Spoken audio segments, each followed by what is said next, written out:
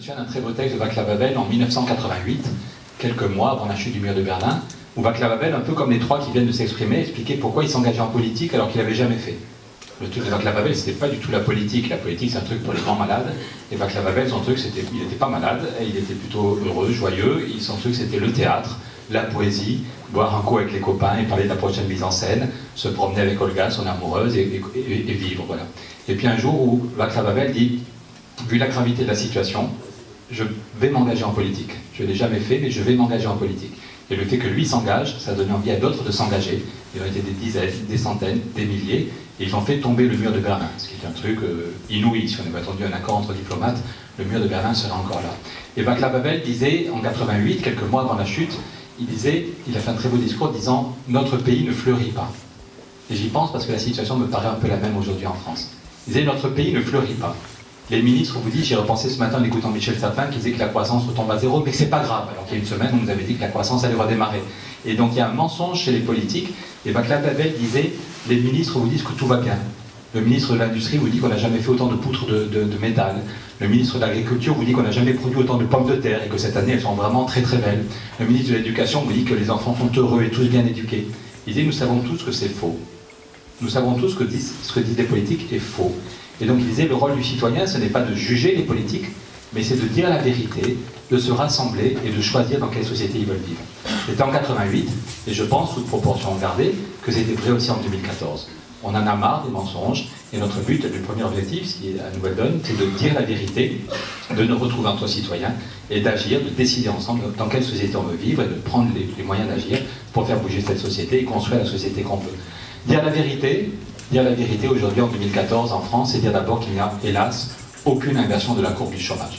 Quand tous les mois le ministre nous explique qu'il y a une inflexion de la dérivée de la courbe de la... Non, il n'y a hélas aucune inversion de la courbe du chômage. On aurait pu donner la parole, il doit y en avoir pas mal dans la salle qui sont au chômage ou dans la précarité. Le mois dernier, on nous a dit qu'il y avait 10 000 chômeurs de plus, que c'était un ralentissement, mais il n'y a aucun ralentissement.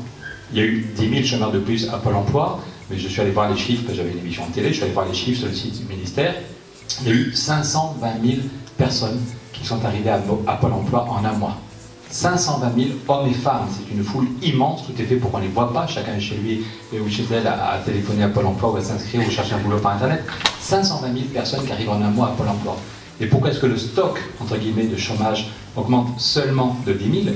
C'est que sur la même période, il y en a 510 000 qui ont quitté les fichiers de Pôle emploi. C'est pour ça que le stock augmente seulement de 10 000.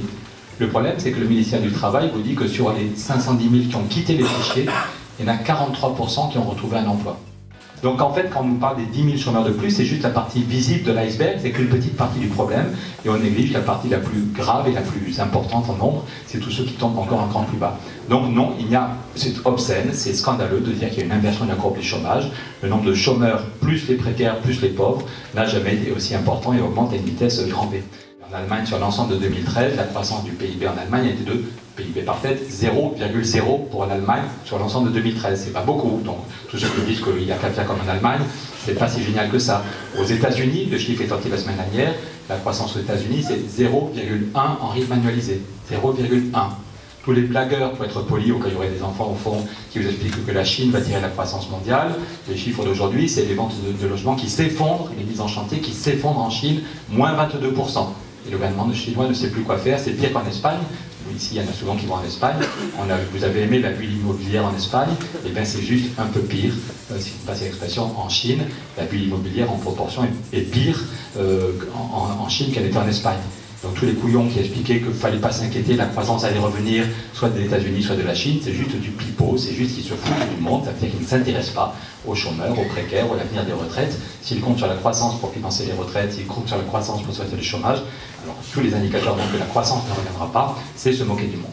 Et c'est un cercle vicieux. C'est un cercle vicieux. Depuis un an, il y a eu 300 000 chômeurs de plus et 600 000 ou 700 000 personnes qui sont tombées dans la pauvreté. C'est presque 1 million de personnes, 1 million de familles qui ont morflé, dont le revenu a baissé fortement. Comment voulez-vous qu'ils consomment plus? La consommation alimentaire recule depuis 4 mois en France. Là, les chiffres de l'INSEE qui sont sortis ce matin, c'est flippant. La consommation de nourriture, on n'a jamais été aussi riche, hein, mais la consommation de nourriture, un truc quand même fondamental, recule depuis 4 mois. Ça veut dire qu'il y en a des millions dans ce pays, il y en a peut-être dans la salle, qui à partir du 10 du mois mangent des nouilles, des pâtes et puis du riz, et des nouilles et des pâtes et du riz, et le dimanche on met de la sauce tomate pour vérifier que c'est dimanche. Mais c'est un niveau de pauvreté, c'est juste scandaleux. L'an dernier, j'allais réveillonner avec ma femme, on achète une bouteille de champagne avant de partir chez des copains pour vérifier qu'il y aurait assez de champagne, parce qu'on était là pour y aller pour s'amuser. Et ça m'a vraiment frappé de voir une petite dame un peu vieille qui s'achetait juste quelques céleri rémoulades et puis un petit truc de Schweppes. Son réveillon à elle, ça allait être juste... voilà, on est à un niveau de pauvreté qui est juste scandaleux. Donc miser sur le retour de la croissance, c'est se moquer du monde, c'est un cercle vicieux. Plus on attend la croissance, plus il y a de chômage, de précarité, et évidemment, humainement c'est dramatique, et même du point de vue économique, ces personnes touchées par le chômage et la pauvreté ne peuvent pas consommer, et du coup les PME ne vont pas investir s'il n'y a pas de clients à l'arrivée. Dire la vérité, c'est que la question climatique risque de nous échapper si on ne prend pas le taureau par les cornes. Demain, je reprendrai le premier avion à Paris pour aller à Paris, parce qu'on va faire avec le plus grand climatologue de France. On est très heureux parce que Jean Jouzel, qui est le médaille d'or du CNRS, un des membres du GIEC, qui est lauréat du prix Nobel au titre du GIEC, a décidé de s'engager avec Nouvelle Donne. Et demain, on fera une conférence de presse à Paris pour dire quelles sont nos solutions pour essayer de sauver le climat. Mais si on ne prend pas le taureau par les cornes, et je vais dire comment, le problème climatique va nous échapper. Et on était à Bayonne samedi avec Joseph, vous voyez encore les traces des inondations. Les basses ont été inondées. Mais quand vous allez à Brest, ils vous disent aussi qu'ils n'en peuvent plus des inondations. L'an dernier, il y a eu 500 000 Allemands qui ont eu les pieds dans l'eau. Il y a 2 semaines, il y a eu 20 morts aux États-Unis à cause des tornades. Donc le problème du climat, ce n'est pas peut-être une hypothèse dans 30 ans. Toutes les études montrent que les grands événements climatiques extraordinaires, les grandes sécheresses, les grands typhons, les grandes inondations, ont déjà triplé depuis 30 ans. Triplé. Donc est-ce qu'on est capable de s'en rendre compte et de prendre le taureau par les cornes avant qu'il soit trop tard? Il y a la question du climat et la question de l'énergie. Quand vous voyez l'évolution du prix du pétrole, si on continue comme ça, on va tous payer de plus en plus cher. Donc aussi bien pour sauver le climat que pour faire baisser nos factures, il serait temps de prendre la question au sérieux. Donc on voit que dans tous ces domaines, tu parlais d'Edgar Morin tout à l'heure, mais Edgar dit bien comment l'humanité risque une sortie de route. L'humanité, le problème n'est pas de rassurer M. Barroso ou les agences de notation. Le problème, c'est pas juste quelques traders qui ont déconné. On est dans une crise beaucoup plus globale, même le mot de crise n'est peut-être pas bon, parce que le mot de crise, il vient du vocabulaire médical, c'est le moment aigu de la maladie, et soit vous mourrez, soit ça recommence comme avant. Or là, on espère ne pas mourir, pour être franc entre nous, et puis il n'y a aucun espoir de revenir comme avant. Ceux qui vous disent qu'il n'y a plus que 3 mois de problème et qu'on va recommencer comme avant, c'est faux. Pour plein de raisons, il faut, ce que tu disais Patrick, il faut inventer un nouveau modèle, il n'y a aucun espoir de revenir comme avant. Notre responsabilité, c'est d'inventer un nouveau modèle qui permet en même temps de faire face à la crise sociale, à la crise climatique. Et ce que tu disais, c'est que le point commun à toutes ces crises, la crise sociale, la crise financière, la crise climatique, c'est sans doute la crise démocratique. C'est le fait que le pouvoir est confisqué par quelques-uns qui en fait n'en ont pas grand-chose à faire de notre avenir, n'en ont pas grand-chose à faire de l'éducation de nos enfants, du prix des loyers, ils vivent dans leur bulle et pour eux tout va bien. C'est Joseph Stiglitz, le prix Nobel d'économie, c'est pas un gauchiste, le prix Nobel d'économie qui il y a 1 an faisait un texte pour dire, en principe, la démocratie c'est le gouvernement du peuple, par le peuple et pour le peuple. Mais il disait aujourd'hui, en Europe, aux États-Unis ou ailleurs, hélas, c'est le gouvernement du peuple, par les 1% les plus riches et pour les 1% les plus riches. Jolie musique. Bravo. C'est toujours gênant pour celui-là qui... Ça arrive toujours à quelqu'un, ne vous inquiétez pas. Donc, on est dans un déficit de démocratie. On préférait dire qu'il se trompe, on préférait dire que Stiglitz est trop sévère, mais objectivement, quand on voit le poids des lobbies, tu parlais du discours « mon ennemi c'est la finance », mais en fait, il n'a effectivement rien fait pour lutter pour réguler la finance. On voit bien que les lobbies bancaires, les lobbies pharmaceutiques, on était à Bordeaux avant-hier avec Marion Lara, qui reste handicapée parce qu'elle a pris une pilule qu'elle n'aurait jamais dû prendre si les lobbies pharmaceutiques ne cachaient pas certains dangers. Donc on voit qu'il est urgent, on dit qu'on veut reprendre la main, sans doute par simplicité, par humilité, on a trop fait confiance à nos grands chefs. On s'est dit, purée, ils ont tous fait HEC ou l'ENA, ils sont calés, ils font des phrases compliquées, ils connaissent tout, quelles que soient les questions, ils ont réponse, donc je vote pour eux et puis je peux me reposer pendant 5 ans. Et ils sont bien plus calés que moi pour régler tous les problèmes. Et au bout de 20 ans, de 30 ans, on se demande quand même s'ils sont beaucoup plus calés que nous. Et quand on voit le résultat, on a des gros doutes. Et donc c'est pour ça qu'on crée Nouvelle Donne, c'est parce qu'on se dit qu'on veut effectivement reprendre la main. Alors reprendre la main, la première chose qu'on veut faire, c'est changer les règles au niveau européen. D'autres vous parleront pendant le débat, on parlera de qu'est-ce qu'on propose sur la politique du logement, qu'est-ce qu'on propose sur le financement des PME, il y a plein de propositions dans le projet de Nouvelle Donne. Mais on m'a demandé de développer qu'est-ce qu'on peut faire pour changer l'Europe. Encore tout à l'heure, on était au café, là, on prenait juste un verre à l'équipe d'animation, et le cafetier me demandait, mais vous êtes pour ou contre l'Europe? C'est un peu plus compliqué que ça. C'est-à-dire que, et justement, on essaye de faire passer à Nouvelle Donne l'idée que D'un côté, il y en a qui disent, bon, on ne peut pas grand-chose, on va continuer à 28, on a renoncé, à chaque fois en période électorale, on dit qu'on va changer l'Europe, mais on ne fait rien. Et puis d'un autre côté, il y en a qui disent qu'il faudrait tout faire péter, que maintenant l'Europe c'est insupportable et que le seul moyen c'est de tout faire péter. Et Nouvelle Donne propose une troisième voie, un truc un peu différent. On dit, oui, sans doute, on n'y arrivera pas à 28. Sans doute l'élargissement a été fait trop vite. Sans doute on aurait dû d'abord clarifier et mettre plus d'énergie et plus de force dans le projet. Quel est notre projet, quelle est notre boussole, et mettre en place un système démocratique. Et on n'y arrivera pas à 28, c'est clair que les Anglais n'en veulent pas. Donc ce qu'on propose, c'est de repartir, de construire une avant-garde, de redonner un dynamisme avec 8 ou 9 pays, ou peut-être 10, mais en tout cas un groupe de pays qui décide d'abord d'avancer. Les autres resteront en Europe, mais nous on fait une avant-garde. Alors est-ce que c'est possible? Si Jean-Luc Mélenchon était là, il dirait non, c'est pas possible, avec les traités actuels, la seule solution c'est de faire tout péter. En fait, sur ce point-là, il se trompe, parce que c'est possible. Vous l'avez peut-être vu la semaine dernière, il y a 10 pays qui ont décidé de mettre en place une taxe Tobin. Les banquiers sont furieux, les Anglais ne sont pas contents, mais ça y est, juridiquement c'est lancé, il y a 10 pays qui ont décidé de mettre en place une taxe Tobin. Donc ça veut dire que, quelles que soient les faiblesses de l'Europe, on peut décider de repartir avec 10 pays. Et donc nous, notre objectif à Nouvelle Donne, c'est de dire que pendant 30 ans, l'Europe était un espace de coopération et de justice sociale. Au début, l'Europe c'était ça. Et puis il y a eu un tournant très dangereux qui a été pris, c'est ce qu'on appelait la révolution néolibérale, c'est Margaret Thatcher, I want my money back, I want my money back. Pendant 3 ans, elle a cassé les pieds, pour être poli, de tout le monde, parce qu'elle voulait son chèque, mais au-delà de son chèque, elle a réussi quelque chose de plus grave, elle a réussi à changer complètement, à faire dérailler l'Europe. Et depuis 30 ans, l'Europe n'est plus du tout un espace de coopération, c'est un espace de concurrence de tous contre tous, c'est un espace de dumping. Donc nous, notre but à Nouvelle Donne, avec des alliés en Espagne, en Italie, en Allemagne et dans d'autres pays, c'est de faire une contre-révolution néolibérale, c'est de remettre l'Europe d'aplomb, c'est de remettre d'aplomb ce que 30 ans de dérégulation ont mis sans dessus-dessous. Voilà, donc c'est pas à 28 qu'on y arrivera, mais c'est pas non plus en faisant tout péter. On fait le pari qu'en 1 an ou en 2 ans, je veux dire comment, on peut tordre et remettre d'aplomb l'Europe. Si Thatcher y est arrivé, nous, avec tous les citoyens qui aspirent à plus de justice sociale, on pense qu'on peut remettre le système d'aplomb. Comment le faire? En s'appuyant sur les citoyens, et donc première exigence de Nouvelle Donne, dire qu'on ne peut plus continuer à faire l'Europe dans le dos des peuples. Donc ça veut dire qu'il n'y aura pas de nouveau traité sans référendum. Si Joseph et moi et d'autres, on est députés européens dans 15 jours, ce sera une exigence très claire, et les députés qui nous rejoignent à l'Assemblée nationale sont sur la même longueur d'onde. Il ne peut pas y avoir de nouveaux traités sans référendum. C'est vrai pour l'Europe, comme pour les négociations transatlantiques. On n'est pas aussi au fait qu'il y a des négociations, mais celles-là sont très très mal parties. Tout ce qu'on entend pour le moment, l'opacité est scandaleuse, et ce qui sort comme écho est gravissime. Donc il faudrait repartir de zéro, s'il y a plein de négociations transatlantiques, il faudrait repartir de zéro sur d'autres bases complètement, et dire que c'est au peuple de dire s'il accepte ou pas le résultat des négociations. Donc premièrement, on en finit avec l'Europe qui se fait dans le dos des peuples, et on redémarre avec quelques pays. Priorité à l'Europe sociale. Priorité à l'Europe sociale, si on veut lutter contre le dumping social, si on veut lutter contre les délocalisations. L'autre jour j'étais en Bretagne, je voyais des salariés qui savent que dans quelques mois leur usine va être fermée parce qu'on va partir dans l'est de l'Allemagne ou en Pologne. Voilà. Donc c'est pour ça qu'avec quelques amis qui sont ici, et puis d'autres ailleurs, je vois Jean-François ou d'autres, on se bat depuis 10 ans pour un traité de convergence sociale. C'est le premier texte qu'on a fait avec Stéphane Hessel, je crois, c'était en 2003. On avait rédigé un traité de convergence sociale en disant, dans le traité de Maastricht, vous vous souvenez dans le traité de Maastricht, il y avait 5 critères de convergence sur les questions financières, sur le déficit, sur la dette, sur l'inflation, et on s'est donné les moyens de réussir.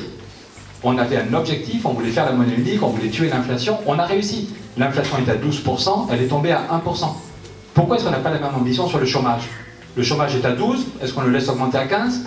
La pauvreté est à 10, est-ce qu'on le laisse doubler? Ou est-ce qu'on a la même ambition en matière sociale qu'on a eu en matière financière? Est-ce qu'on est capable de dire que l'Europe marche sur les deux jambes? Il faut une économie solide, il faut une finance qu'on va réguler, mais il faut aussi un projet social. Donc on propose un traité social avec 5 critères sur le chômage, sur la pauvreté, sur les questions d'éducation, de logement, sur l'aide publique au développement, et un salaire anti-dumping pour limiter les risques de délocalisation au sein de l'Europe. Priorité au traité social, aucun nouveau traité s'il n'y a pas d'abord le traité de convergence sociale.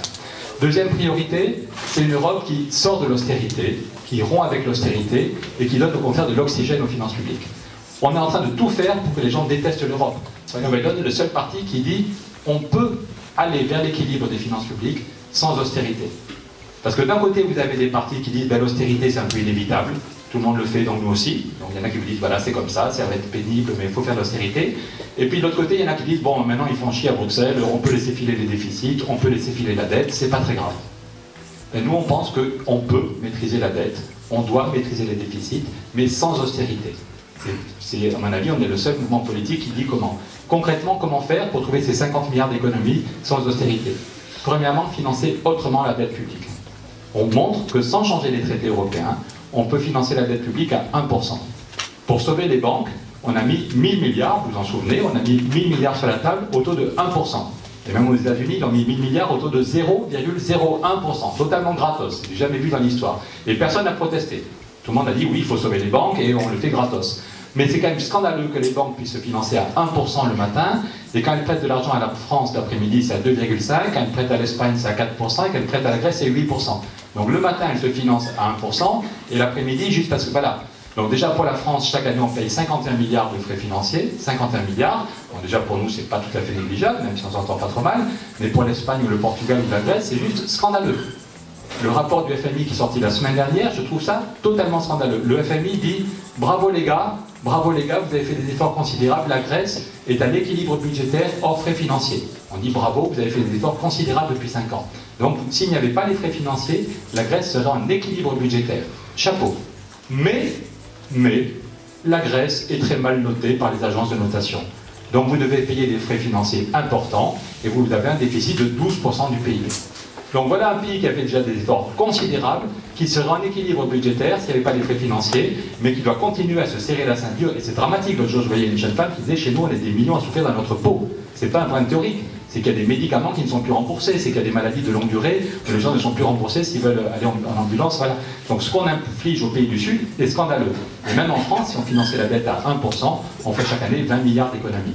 Voilà. Donc au lieu de couper dans les retraites, au lieu de bloquer les salaires des fonctionnaires, est-ce qu'on ne peut pas? Et la réponse est oui, on peut le faire dès le mois prochain. On a inventé une astuce, parce que la Banque centrale n'a pas le droit de prêter directement à la France ou à l'Espagne. Donc on propose que la Banque centrale prête à la Banque européenne d'investissement, qui le lendemain prête à la France ou à l'Espagne. Donc on respecte les traités, et ça permet de faire chaque année 20 milliards d'économies. Deuxième façon d'aller vers l'équilibre des finances publiques sans austérité, c'est lutter pour de vrai contre les paradis fiscaux. Les paradis fiscaux, ce n'est pas seulement un problème éthique, même si la question éthique est fondamentale à nos yeux. Le premier truc qu'a fait Nouvelle Donne, c'est de travailler sur la charte éthique. Mais la question des paradis fiscaux, c'est chaque année 50 milliards qui manquent dans les caisses de l'État. C'est un rapport qui a été voté par tous les sénateurs, de tous les partis confondus. C'est rare que l'UMP, le PS et les communistes soient d'accord, mais tous les sénateurs ont dit oui, on a travaillé, et c'est au moins 50 milliards qui manquent chaque année à cause de l'argent qui part vers les paradis fiscaux. Donc 50 milliards, ça tombe bien, c'est le chiffre du pacte de Manuel Valls. Est-ce qu'on fait 50 milliards de coupes tous azimuts, ou est-ce qu'on se donne les moyens de récupérer une partie de l'argent qui part vers les paradis fiscaux? Eh bien, Nouvelle Donne fait deux propositions concrètes pour lutter pour de vrai contre les paradis fiscaux. Premièrement, faire comme aux États-Unis, c'est un des rares domaines où Obama a vraiment fait avancer le pays, c'est la loi, ce qu'on appelait la loi FATCA, qui fait qu'il n'y a plus aucun secret bancaire aux États-Unis dans 2 mois. Le 1er juillet, ça va s'appliquer. Toutes les banques suisses, les banques du Liechtenstein, toutes les banques de là sont obligées d'être totalement transparentes pour le fisc américain au 1er juillet. Elles ont gueulé comme des butois, il y a eu 6 mois de combat, mais Obama a tenu bon. C'est très simple, ça fait en 5 pages, on peut très bien le faire voter en France. Et toutes les banques, Obama a dit, ou bien vous renoncez à travailler sur le territoire américain, ou bien vous êtes totalement transparent. Ben, ils se sont dit, il vaut mieux continuer à faire du business, donc tant pis pour les fraudeurs, on donne leur nom au fisc. Donc voilà, si c'est possible aux États-Unis, pourquoi on ne le fait pas en France ou en Europe? Faire passer la loi FATCA, ça évite toute la fuite fiscale faite par les particuliers. Deuxième proposition qui, elle, vient de Nouvelle Donne en tant que telle, c'est pour lutter contre l'évasion fiscale par les entreprises. Parce qu'il y a des entreprises qui sont implantées en France, qui sont très contentes de notre système de santé, de notre système d'éducation, de nos infrastructures, qui font du business avec l'État ou les collectivités, mais au moment de payer l'impôt, pas de chance, le bénéfice est parti en Suisse ou au Liechtenstein. Et donc on propose un truc très simple et très efficace, c'est de dire qu'on modifie le code des marchés publics et qu'une entreprise devra, pour accéder au marché public, une entreprise qui veut travailler avec l'État ou les hôpitaux ou les régions, elle devra être transparente sur 2 chiffres qu'elle donne à ses actionnaires, donc elle doit pouvoir le donner aussi à l'État. Quel est le business qu'elle fait en France et quelle est la somme des impôts qu'elle paye en France. Et donc on voit des entreprises qui ne payent pas normalement leur impôt en France n'auront plus droit d'accéder au marché public. C'est une règle qui peut être mise dans 3 mois dans le code des marchés publics et qui fait qu'on boycotte. En fait, on boycotte les entreprises, on ne le dit pas comme ça, mais on boycotte les entreprises qui utilisent les paradis fiscaux pour ne pas payer d'impôts. Troisième point pour ne pas éviter l'austérité tout en allant vers l'équilibre des finances publiques, c'est lutter contre le dumping fiscal européen. Je ne sais pas si vous connaissez ce chiffre, mais il est assez incroyable. Depuis que l'Irlande est rentrée, c'est à qui va baisser le plus son impôt pour attirer les entreprises. L'Irlande a baissé son impôt, et donc tous les pays doivent dire, ben nous aussi on va baisser notre impôt. Et ce qui fait que l'impôt, en moyenne en Europe, l'impôt sur les bénéfices, je ne parle pas de l'impôt sur les personnes, l'impôt sur les bénéfices qui était à 40%, est tombé petit à petit à 25%. Emmanuel Valls a dit la semaine dernière qu'il fallait encore baisser l'impôt sur les bénéfices en France pour s'aligner sur la moyenne européenne. On n'est plus qu'à 25% d'impôt en moyenne en Europe. Aux États-Unis, ils sont à 40%. C'est le monde à l'envers. Le pays le plus libéral de la planète a un taux d'impôt sur les bénéfices à 40%, tandis qu'il n'est plus qu'à 25% chez nous. Pourquoi est-ce que le taux d'impôt est à 40% aux États-Unis? Ça n'a pas changé depuis 60 ans. C'est parce que quand Roosevelt est arrivé au pouvoir en 1933, un des éléments du New Deal, de la nouvelle donne, c'est là que vient un peu notre nom, de New Deal que met en place Roosevelt, c'est parce que les caisses étaient vides. Parce que le Texas baissait son impôt, la Floride baissait son impôt, l'Arkansas baissait son impôt, et les entreprises faisaient du tourisme fiscal, c'était cool, elles allaient là où c'était moins cher, c'était super cool pour les actionnaires. Et quand la crise éclate, il n'y a plus un sou dans les caisses. Donc Roosevelt arrive, et 3 semaines après son arrivée au pouvoir, il dit « Mes amis », toutes les semaines il parlait aux citoyens, à la radio, il disait « Mes amis, les caisses sont vides, et je vais vous expliquer pourquoi, et je vais expliquer l'impôt fédéral que cette semaine, le Congrès va adopter. Et l'impôt sera le même partout, que vous ayez au Texas ou en Floride, les entreprises devront payer 40% de leurs bénéfices. » Il y a eu 2 mois de combat, les actionnaires étaient furax, vous allez ruiner le pays, Roosevelt va casser l'économie, mais Roosevelt tient bon, et il crée un impôt fédéral sur les bénéfices qui est à 40%, et ça, Ronald Reagan ne l'a pas foutu en l'air. C'est comme ça qu'on a ce contraste où les États-Unis aujourd'hui sont à 40 et nous à 25. Donc une des propositions de Nouvelle Donne, c'est de dire au lieu de baisser les retraites, au lieu de faire des impôts sur monsieur, madame, tout le monde, d'augmenter la TVA ou les impôts sur les familles ou les personnes, on va faire un impôt européen sur les bénéfices, ce qui fait que des deux côtés de l'Atlantique, en gros, on aura le même niveau d'impôt. Et si le budget européen, la politique agricole, les fonds structurels, si le budget européen était financé par des ressources propres, par exemple cet impôt sur les bénéfices des entreprises, eh bien la France économiserait chaque année 21 milliards. Parce qu'actuellement, comme il n'y a pas de ressources propres pour Bruxelles, c'est la France, c'est l'Allemagne, c'est la Pologne qui chaque année envoie 1% de leur PIB. La France, chaque année, envoie 21 milliards à Bruxelles. On a des retours évidemment, mais on envoie chaque année 21 milliards. Mais s'il y avait un impôt européen sur les bénéfices, le budget européen serait financé comme ça, et nous, on gagnerait 21 milliards. Donc je vais m'arrêter là-dessus, mais vous voyez que très concrètement, il y a des trucs qu'on peut faire en un mois, comment financer la dette publique à 1%. Il y a des choses de lutter contre les paradis fiscaux, il faudra 3 mois ou 6 mois, comme Obama l'a fait. Mais on pourrait très bien se dire qu'on n'a pas besoin des 50 milliards de coupes, on peut aller vers l'équilibre des finances publiques sans austérité. 4e point au niveau européen, une Europe qui agit vraiment pour sauver le climat. Encore une fois, quand on voit la gravité de la crise climatique, quand on voit aussi nos dépenses de chauffage qui augmentent, il faut prendre le taureau par les cornes et faire un énorme travail d'isolation. L'essentiel en matière d'énergie, c'est économiser l'énergie, économiser l'énergie, économiser l'énergie et développer des énergies renouvelables. Et d'autres modes de transport, il y a aussi un effort de recherche à faire. Or, on voit bien que le débat sur l'écotaxe en France, c'est foutu. Soyons très clairs, plus personne ne peut croire qu'on va financer la transition énergétique par l'écotaxe. Donc comment est-ce qu'on fait? Est-ce qu'on compte seulement sur monsieur et madame tout le monde? Monsieur et madame tout le monde qui a peur de perdre son boulot dans 2 ans, on va lui demander de s'endetter pour isoler sa maison? C'est compliqué, ça ne démarrera pas. Donc ce que propose Nouvelle Donne, c'est qu'on fait un pacte européen, on l'a rédigé, on l'a déjà traduit en allemand, en espagnol et en italien, un pacte européen qui dit on met 1000 milliards sur la table pour sauver le climat. De même qu'on a mis 1000 milliards pour sauver les banques, de même que les banques privées, je ne vais pas être trop technique, ont créé 2600 milliards, les banquiers font tout pour que personne ne comprenne la création monétaire. Mais les banques privées, depuis 40 ans, ont récupéré le droit de battre la monnaie. Donc autrefois, depuis des siècles, depuis tous les rois, c'était les États qui créaient la monnaie. Et depuis 1973, c'est les banques privées qui ont le droit de créer la monnaie. Et donc le bilan, c'est que depuis 10 ans, les banques privées ont créé 2628 milliards, elles doivent quand même le déclarer aux banques centrales, et les États, 0. Le bilan du match à la mi-temps, c'est les États ont créé 0 € et les banques privées ont créé 2628. Peut-être qu'on peut se dire que la Banque centrale peut créer de la monnaie, non pas pour spéculer, mais pour financer un pacte qui va nous permettre de sauver le climat. Et donc pendant 20 ans, là, ça ne se fait pas en 3 semaines, il faut structurer, il faut qu'à Montpellier, à Brest, à Toulouse, on sache qu'on a pendant 20 ans un budget qui va arriver. La France aurait chaque année 20 milliards à taux zéro, on aurait un droit de tirage à taux zéro, et donc on saurait que pendant 20 ans, on a de l'argent pour isoler nos maisons, isoler nos immeubles, isoler nos usines et nos mairies, nos écoles, et donc on pourrait embaucher les gens, les PME du Languedoc-Roussillon, je dirais, voilà comment on s'organise, comment on recrute les gens, comment on fait les diagnostics thermiques, et il y aura aussi un effort de recherche, parce qu'on a tous besoin de transport, il faut développer des transports en commun, mais il faut aussi des transports individuels qui consomment beaucoup moins d'énergie. Donc mettre 1000 milliards, ça permettrait en France de créer 200 000 emplois, d'après une étude du CNRS, et ça permettrait de nous faire baisser à tous nos factures entre 800 et 1 000 € chaque année. C'est une étude de la Commission européenne qui dit que si on veut prendre au sérieux la question du climat, il faut faire un effort considérable d'isolation et qu'il y aurait un plus pour chacun de nous, ça dépend de votre modèle de chauffage, on économiserait entre 800 et 1 000 € par an, ça vaut le coup. Et on peut dire que dans un an, si on n'a pas obtenu le traité social, si on n'a pas obtenu un impôt sur les bénéfices, la lutte contre les paradis fiscaux, la France ferait la politique de la chaise vide, ce que De Gaulle avait fait. De Gaulle avait dit pendant 7 mois il ne va plus aux réunions et ça bloque tout. Et du coup, il avait obtenu ce qu'il voulait. Ou bien la France pourrait dire je ne paye plus ma part du budget, parce qu'en principe, ce budget européen devrait être financé par un impôt européen.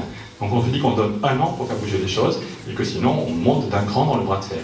Mais quelque chose de fondamental pour réussir, c'est qu'on veut mettre les citoyens dans la négociation. Parce que si on laisse les négociations sur les traités dans le huis clos, des négociations où il n'y a que des diplomates qui se connaissent tous depuis 20 ans, on fait la moyenne, des moyennes, des moyennes. Il ne faut pas s'étonner si ça ne donne rien de nouveau. On ne parle pas de ce sujet parce qu'on sait que les Anglais ne veulent pas. On ne parle pas de ça parce qu'on sait que... Voilà. C'est-à-dire que nous, on veut mettre les citoyens dans la boucle.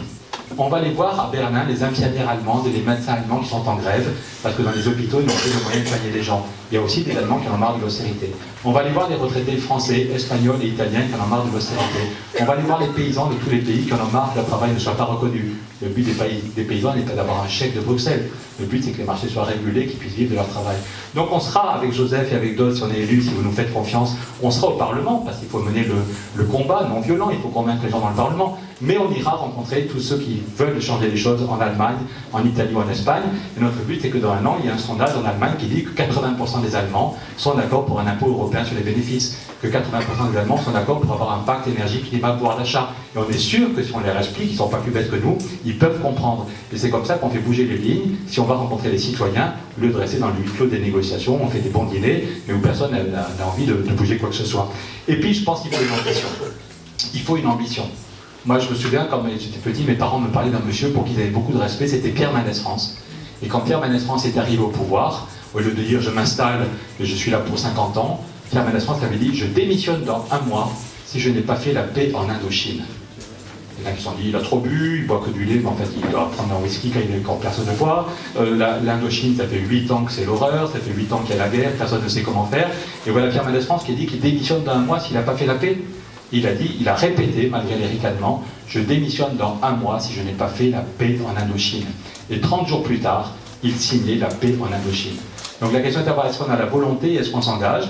Et quand on nous demande parfois si vous êtes député européen, qui c'est que vous allez soutenir, est-ce que c'est Martin Schulz, est-ce que c'est Tartampion, on dit nous soutiendrons quelqu'un qui dit je démissionne dans 1 an. Nous on aimerait qu'un président ou une présidente de commission qui ait du courage et qui dit je suis là pour provoquer un sursaut, je démissionne dans 1 an si je n'ai pas obtenu un traité social, je démissionne dans 1 an si on ne lutte pas contre les paradis fiscaux, je démissionne dans 1 an si on ne met pas le paquet pour sauver le climat. Voilà notre ambition pour l'Europe. Merci.